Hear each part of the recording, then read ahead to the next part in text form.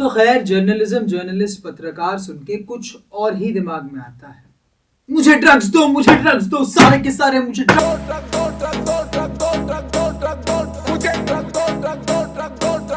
अब कहाँ वो मर्यादा, वो तमीज, वो रिस्पेक्ट, वो तो पुराने जमाने में होती थी।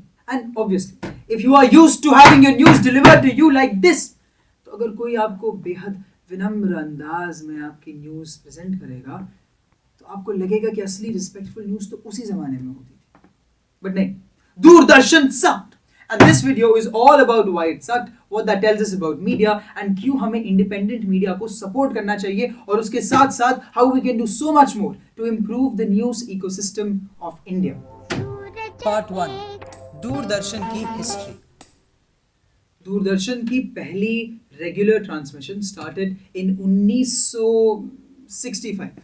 शुरुआत में दूरदर्शन सिर्फ दिल्ली तक सीमित था। कुछ सालों बाद धीरे धीरे दूरदर्शन बॉम्बे पहुंच गया, फिर और धीरे धीरे पूरे देश भर में फैल गया। अब दूरदर्शन में जो कंटेंट दिखाया जाता था वो फ्री तो कतई नहीं था। Everything was censored and controlled by government controlled broadcasting agency, Prasar Bharati. आपने शायद नाम सुना।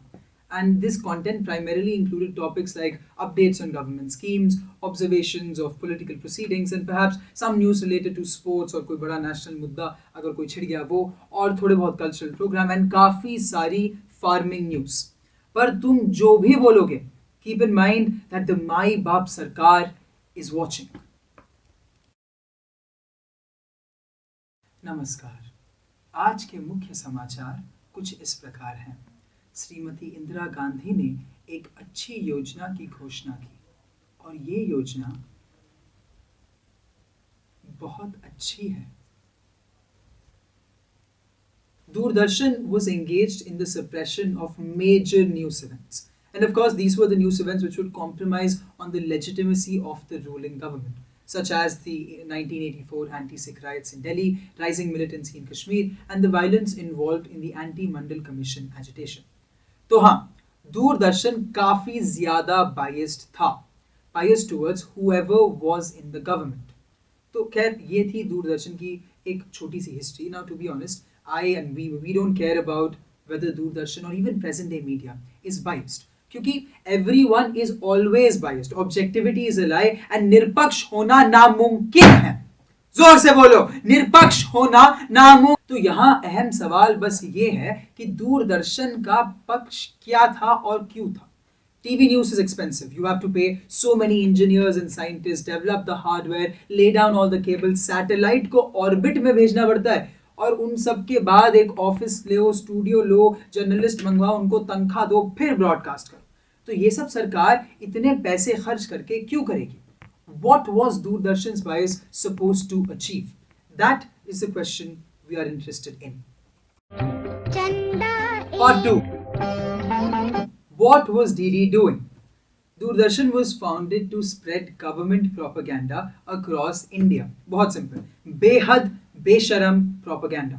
फॉर एग्जाम्पल, दिल्ली और बॉम्बे में इंट्रोड्यूस होने के बाद दूरदर्शन भाग भाग के पहुंच गया बॉर्डर एरियाज और कॉन्फ्लिक्ट जोन में, जैसे कि Jammu Kashmir and Punjab.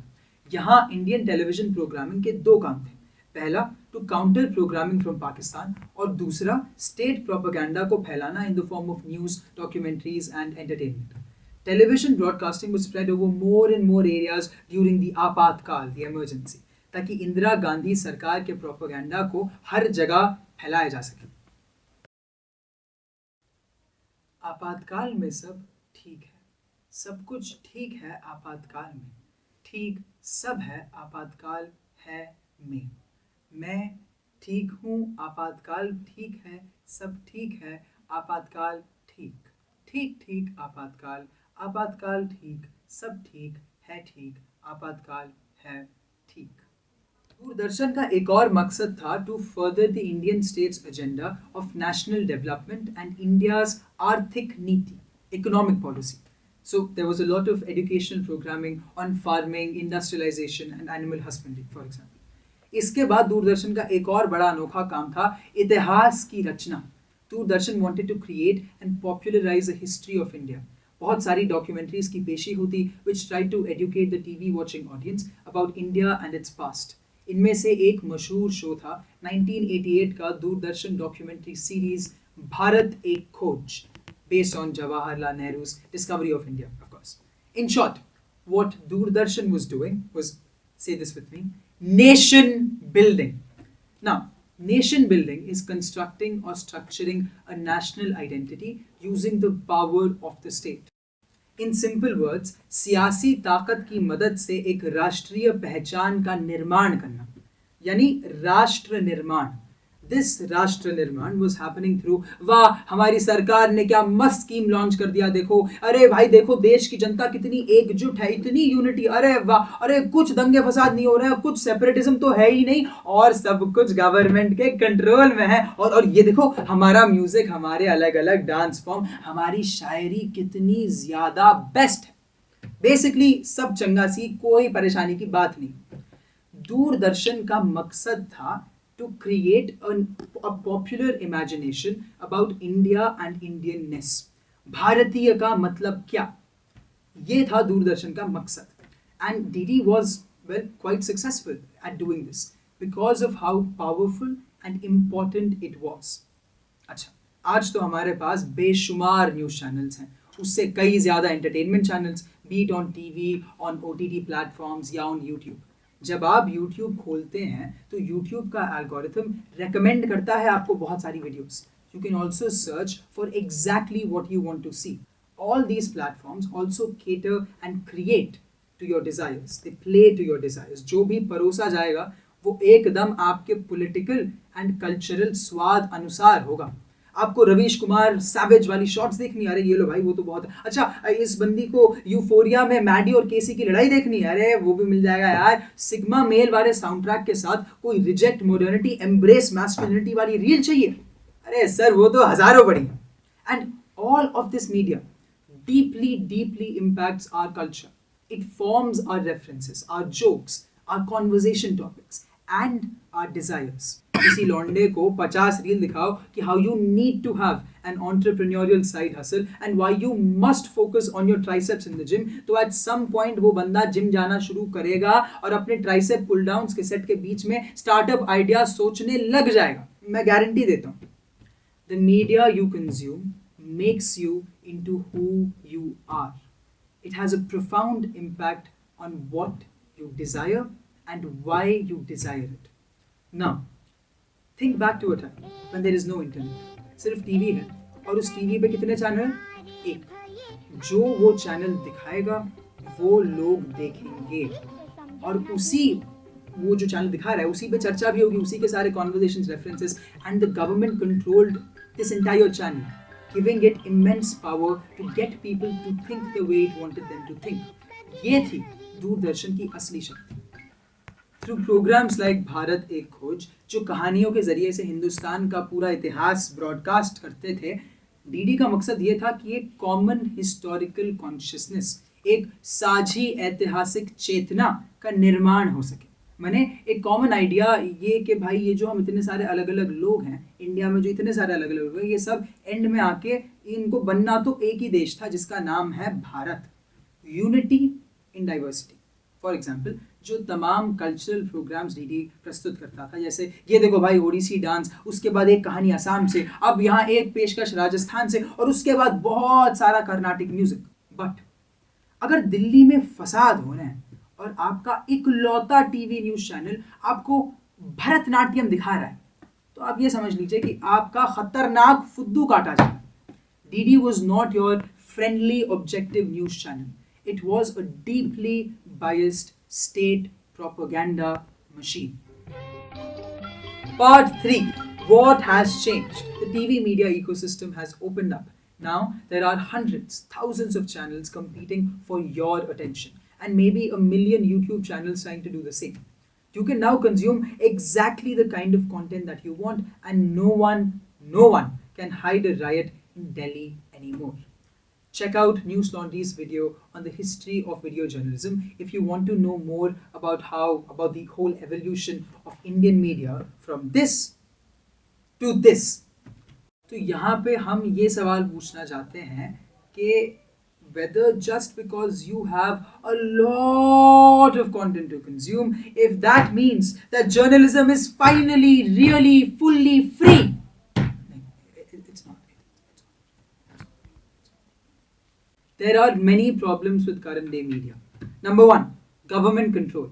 Just because official government control नहीं है, इसका मतलब ये नहीं कि सरकारी control ही नहीं है. You might be jailed or mysteriously disappear if you write against the government. And anyway, almost all mainstream journalism has been fully bought out by the government. Q Godi media. Corporate control, that's the second problem. Almost all ads on a TV channel are bought by big corporations. And as News Laundry says, when the corporations pay, the corporations are served. And well, अगर आप गौर से देखें तो आप पाएंगे कि corporation और सरकार में इतना कोई खास फर्क है नहीं. जिन पैसों से सरकार बनती है, चलती है और बिकती है, उन्हीं पैसों से मीडिया भी खरीदी जा रही है. तो is present day Godi media really different from propaganda wala Doordarshan? Doordarshan might have not covered the riots in Delhi, but present day Godi media paints the riots with a very particular color which is meant to benefit only the ruling party. पहले आपको शायद पता ही ना चले कि दिल्ली में फसाद हो गया है, अब आपको 100% पता चल जाएगा, पर गोदी मीडिया आपको ये भी बताएगी कि दोष किसका है, फिर वो ये भी बताएगी कि क्यों आपको सिर्फ बीजेपी को वोट करना चाहिए, और फिर ये भी बताएगी कि कैसे चारों तरफ बहुत सारा जिहाद फैल रहा है. If real journalism is speaking truth to power, then clearly that is missing in mainstream media. Not much has changed in this respect. Part 4. तो हम करें तो करें क्या करें, हम क्या करें, बताओ कोई. Independent media. Oh, the silver lining in this घटिया सा media landscape is independent media. News Laundry, Wire, Alt News, countless Instagram journalism and activism pages which are doing excellent work. So, to be honest, this is the solution in many ways. Consume and support independent media. News Laundry's subscription model, for example, provides an alternative to the corporate model. Their motto is also clean and simple. Pay to keep the news free. आपके खर्च पे आज़ाद हैं खबरें. However, even though we all love News Laundry, can we really pay to keep the news free? Can this model really work? अगर दो organisations हैं, एक जिनका सब्सक्राइबर मॉडल और वो सिर्फ सब्सक्रिप्शन के पैसे से चलती हैं और बेखौफ स्पीकिंग ट्रूथ टू पावर वाली जर्नलिज्म करती है, दूसरी है जिनका ठीक है चलो मान लेते हैं थोड़ा बहुत सब्सक्राइबर मॉडल है, बट वो बहुत सारा सरकारी और कॉर्पोरेट पैसा भी खाती है जिसके ज़रिए से वो बहुत सारा कंटेंट प्रोड्यूस करती है. अब जाहिर बात है कि जो ये दूसरी वाली ऑर्गेनाइजेशन है that compromises on speaking truth to power, but क्योंकि उसका पैसा वहाँ से आ रहा है, पर उसका बजट पहली वाली ऑर्गेनाइजेशन से कई गुना ज़्यादा होगा, विच मीन्स कि उसका प्रोडक्शन और मार्केटिंग बजट बहुत ज़्यादा होगा ये नेक सच ऑर्गेनाइजेशन से. एंड ऐसे ज़माने में जहाँ visibility is the most important thing, it will be extremely tough for organization A to compete with organization B. उसके ऊपर से खराब गोदी जर्नलिज्म करना बहुत आसान है. एक बावले एंकर को स्टूडियो में 4 लोगों के साथ अकेला छोड़ दो और लो भाई तुम्हारा प्राइम टाइम कंटेंट तैयार. अच्छा जर्नलिज्म करने के लिए एक निहायत मुश्किल काम है, महंगा भी है. आपको रिपोर्टर भेजने पड़ेंगे फील्ड पे, ढंग से स्टोरी कवर करनी पड़ेगी, रिसर्च टीम को हायर करना पड़ेगा, ऊपर से इतनी सारी लीगल फीस. सरकार की रेड असली पत्रकारों पे ही बढ़ती है. कुल मिलाकर इस चीज का नतीजा ये है कि it will always be easier for a नादान ए पॉलिटिकल नागरिक टू स्टम्बल अपॉन कॉर्पोरेट सरकारी media as compared to an independent media organisation. But still let's assume that independent media manages to survive and thrive. Is speaking truth to power वाला journalism enough to create a free news ecosystem? Basically मैं कहना ये चाहता हूँ कि we don't think it's enough to just consume independent media or even being a subscriber. We don't think that's enough. It is important to go beyond that. आप समाज और सियासत की सच्चाई जान के कर क्या रहे हो? Speaking truth to power वाली journalism is not just about reporting on what happened and producing good based media content. It is also about critically transforming social consciousness. जन चेतना को बदलना. जागो नागरिक जागो. जिस तरीके से दूरदर्शन एक स्पेसिफिक टाइप का राष्ट्र निर्माण कर रहा था, उसी तरीके से independent media strives to do a kind of राष्ट्र निर्माण, वन अ नेशन, एक ऐसा राष्ट्र बनाने की कोशिश जहां पे corporations and the party in power don't control all the information available. And इसके लिए मेरे दोस्त ताली दो हाथ से बजेगी। So don't just consume independent media. Try to pay for it if you can. And once you know what is wrong with our society and our siyasi dhacha, political structures, try to do what you can in your capacity to contribute to movements जो समाज को बदलने की कोशिश कर रहे हैं। This is the point of free independent media. खबरों को आज़ाद रखें ताकि हम एक ऐसी सोसाइटी का निर्माण कर सकें which is a little more Azad as well.